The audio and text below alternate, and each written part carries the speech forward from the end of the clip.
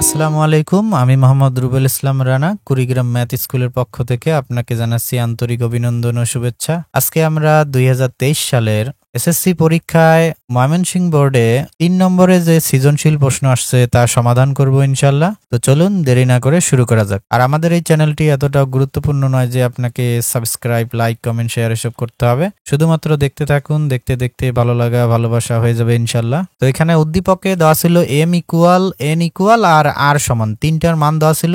আর ক নম্বর প্রশ্নটি উদ্দীপকের সাথে সংশ্লিষ্ট নয়, তাহলে চলুন সমাধান করি। তো ক নম্বর প্রশ্নে বলা হয়েছে রুট ওভার পি কিউবের 7 ভিত্তিক লগ নির্ণয় করো যখন p ইকুয়াল 7।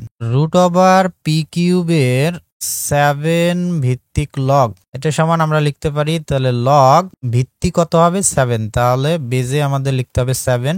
আর কার লগ করতে হবে, রুট ওভার পি কিউব, ডান দিক থেকে করতে হয়। রুট ওভার পি কিউবের 7 ভিত্তিক লগ, তো এখানে দেওয়া আছে আবার পির মান কত 7, তাহলে লগ বেজে 7 আর রুট ওভার পির মান হলো 7 তার কিউব। আর আমরা জানি যে রুট তুললে পাওয়ার কি লেখা যায় হাফ, তাহলে 7 কিউব তার পাওয়ার আমরা এই রুটের পরিবর্তে কি লিখতে পারবো হাফ। তাহলে 7 এর কি হলো, এখানে ডাবল পাওয়ার হলো, একটা পাওয়ার 3 আর একটা পাওয়ার হাফ। আর ডাবল পাওয়ার আবার কি হয়, সূচকের নিয়ম অনুযায়ী ডাবল পাওয়ার গুণ করতে হয়। তাহলে লগের বেজে 7 থাকলো, তারপর তাহলে এই 7 এর পাওয়ার কি হবে 3 আর হাফ গুণ করলে আমরা জানি হয় 3/2। এরপর লগের ক্ষেত্রে লগের সূত্র অনুযায়ী নিয়ম যে উপরের পাওয়ারটা কি করে সামনে জাম্প করে, অর্থাৎ 3/2 আমরা সামনে নিতে পারি। আর লগ এখানে থাকতেছে 7 এর 7 ভিত্তিক লগ। এরপরে আমরা জানি যে লগের এই উপরের সংখ্যা আর এই যে ভিত্তি এই দুটা যদি একে হয় তাহলে লগের পুরো মানটা 1 হয়ে যায়, অর্থাৎ তখন এটা পুরোটার পরিবর্তে আমরা কি লিখতে পারবো 1, আর এটা গুণ করলে হয় তখন 3/2, তাহলে অ্যান্সার হবে 3/2।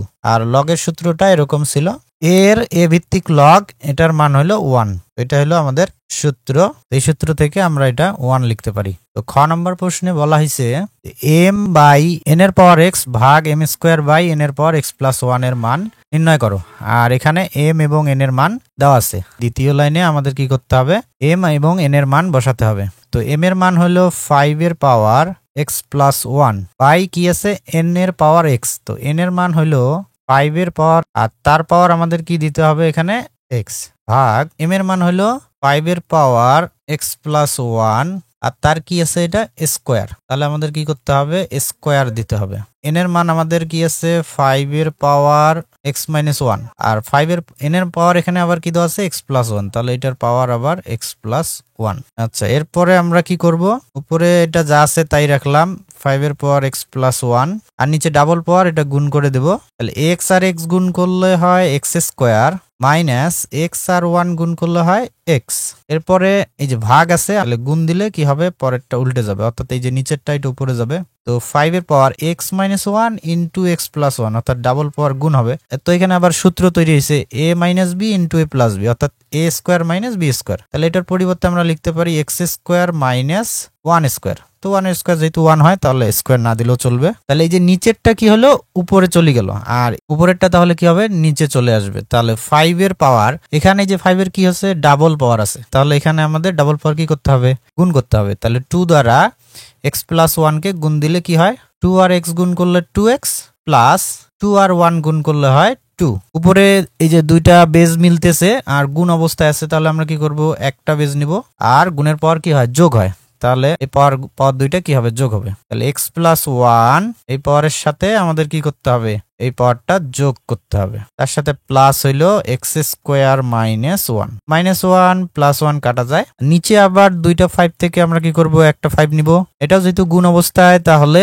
আমরা এই দুইটা পাওয়ার কি করব যোগ করব। তাহলে x স্কোয়ার মাইনাস x এটার সাথে এই পাওয়ারটা কি হবে যোগ হবে, গুণের পাওয়ার যেহেতু কি হয় যোগ হয়, 2x প্লাস 2। আচ্ছা, এরপরে উপরে থাকতেছে 5 এর পাওয়ার x প্লাস x স্কোয়ার আর নিচে থাকতেছে 5 এর পাওয়ার x স্কোয়ার, তারপরে 2x থেকে একটা x বাদ গেলে প্লাস একটা x থাকে, তার সাথে প্লাস এখানে থাকতেছে 2। আচ্ছা, আবার এই যে উপর এবং নিচে বেজ মিলছে, তাহলে দুইটার থেকে আমরা একটা বেজ নিলাম আর এটা ভাগ অবস্থায় থাকার কারণে ভাগের পাওয়ার কি হয় মাইনাস করতে হয়। তাহলে এই যে উপরের পাওয়ারটা আমরা লিখবো, তারপরে মাইনাস হলো নিচের পাওয়ারটা, তো মাইনাস হলে কি হবে চিহ্ন পরিবর্তন হবে, প্রত্যেকটা পদের চিহ্ন পরিবর্তন হবে। তাহলে প্লাস এক্স স্কোয়ার আছে হবে minus x square, plus x আছে হবে মাইনাস এক্স, প্লাস টুটা তাহলে হবে মাইনাস টু। তাহলে কি করলাম, ভাগের পাওয়ার আমরা মাইনাস করলাম, এই পাওয়ার মাইনাস এই পাওয়ার, আর মাইনাস হলে চিহ্ন পরিবর্তন হয়। Minus x square plus x square কাটা গেল, প্লাস এক্স মাইনাস এক্স কাটা গেল। তাহলে এখানে থাকতেছে 5 এর পাওয়ার মাইনাস টু। আর সূচকের নিয়ম অনুযায়ী আমরা জানি যে মাইনাস পাওয়ার যদি থাকে তাহলে 1 দিয়ে লিখলে মাইনাসটা উঠে যায়, অর্থাৎ 5 এর পাওয়ার মাইনাস টুকে আমি যদি 1 লিখি তাহলে তখন হবে 5 এর স্কোয়ার, অর্থাৎ মাইনাসটা উঠে যাবে। কি কারণে, এই যে ভাগ দিলাম, যেহেতু ভাগের পাওয়ার মাইনাস হয় তাহলে এই যে ভাগ দেওয়ার কারণে মাইনাসটা উঠে গেল। আবার যদি ভাগটা তুলে দেই তাহলে আবার মাইনাসটা ফেরত আসবে। তো এটা ক্যালকুলেশন করলে আমরা পাচ্ছি 1/25। তো এটাই হলো অ্যান্সার। তো আশা করি বুঝতে পারছেন। পরবর্তী প্রশ্নে যাই। তো গ নম্বর প্রশ্নে বলা হয়েছে প্রমাণ করো যে 2r - 3 = 0 আর r ইকুয়াল এখানে আমাদের এটা দেওয়া আছে। তো এই প্রশ্নটার মধ্যে একটু চিহ্নের ভুল ছিল, অর্থাৎ এখানে এই যে মাইনাসটা হবে প্লাস আর এই প্লাসটা হবে মাইনাস। তো উপরে এখানে লগ √27, এটাকে আমরা ভেঙে লিখতে পারি 27 এর পরিবর্তে 3 কিউব, আর রুটের পরিবর্তে আমরা লিখতে পারি পাওয়ার হাফ। এরপরে প্লাস লগ এখানে আছে 8 কে আমরা লিখতে পারি 2 কিউব। এরপরে হবে মাইনাস লগ 8 এর কিউব করলে হয় 512, আর এই রুটটা আমরা কি করব, পাওয়ার হাফ করে দেব। আর নিচে লগ এখানে 15/10 আছে, তাহলে এটা ভাগ করলে হবে 1.5। এরপরে ডাবল পাওয়ার কি হয়, গুণ হয়, তাহলে 3 আর হাফ গুণ করলে হবে 3/2। আর লগের সূত্র অনুযায়ী পরের পাওয়ারটা কি করে, সামনে জাম্প করে। তাহলে এই যে 3 আর হাফ গুণ করলে 3/2, এটা আমরা একবারে সামনে লিখতে পারবো 3/2 লগ, আর এখানে থাকতেছে কি 3। এরপরে প্লাস এই যে 3 এটা আছে, তাহলে এই পাওয়ারটা সামনে জাম্প করবে, তাহলে 3 log 2 মাইনাস এখানেও তাহলে 3 আর হাফ গুণ করলে 3/2, এটা জাম্প করে সামনে যদি আসে তাহলে হবে 3/2। এরপরে লগ, আর এখানে থাকতেছে 8 বাই নিচে হলো log 1.5। আচ্ছা, এখানে এই যে শুরুতে আছে 3/2, এখানেও আছে 3/2, কিন্তু মাঝখানে এখানে শুধু 3 আছে, 3/2 নাই। তাহলে এটা আমরা চাইলে 3/2 আমরা করে নিতে পারি। তাহলে 3/2 দিলাম, এই যে 2টা দ্বারা এখানে ভাগ দিলাম জন্য আমরা এখানে একটা 2 গুণ দিতে হবে। তাহলে এই 2 আর 2 কাটা গেলে আবার 3 থাকতেছে। তাহলে এখন এখানে হলো 3/2। তাহলে সবগুলা থেকে আমরা কি করব, একটা 3/2 কমন নিব। তো 3/2 কমন নিলে এখানে থাকতেছে log 3 প্লাস এখানে তাহলে থাকে 2 log 2 মাইনাস এখানে থাকে log 8 আর নিচে যা আছে তাই log 1.5। আচ্ছা, এরপর 3/2, এই যে এখানে সামনে এই 2টা আছে, তাহলে এই 2টা আমরা কি করব, উপরে তুলে দিতে পারি। যেহেতু উপরে থাকলে সামনে লেখা যায়, তাহলে সামনে থাকলে আমরা কি করতে পারবো, উপরে তুলে দিতে পারবো। তাহলে এই 2টা আমরা কি করলাম, উপরে দিয়ে দিলাম। এখন যে কাজটা করতে পারি, সবগুলা থেকে আমরা লগ কমন নিতে পারি।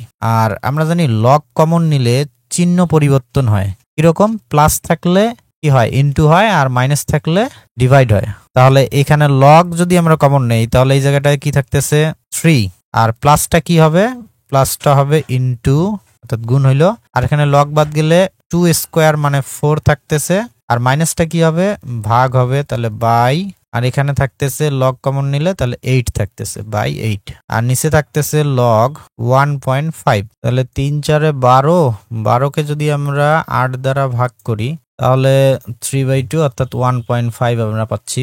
3/2 log তাহলে 1.5 বাই log 1.5। এইটুকু অংশ মিলে গেল, এটা কাটা গেল, এখান থেকে আমরা পাচ্ছি r এর মান 3/2। আর আমাদের বলা হয়েছে 2r - 3 = 0। তাহলে এখান থেকে আমরা লিখতে পারি সুতরাং r = 3/2, বা আর যদি গুণ করি 2r = 3, তাহলে সুতরাং 2r, এই প্লাস 3টা এইদিকে আসলে হবে -3 ইকুয়াল এইদিকে থাকতেছে 0। এই যে আমাদের প্রমাণটা হয়ে গেল। তো আশা করি সবাই বুঝতে পারছেন। আজকের ভিডিও এই পর্যন্ত, দেখা হবে অন্য কোনো ভিডিওতে ইনশাল্লাহ। আল্লাহ হাফেজ।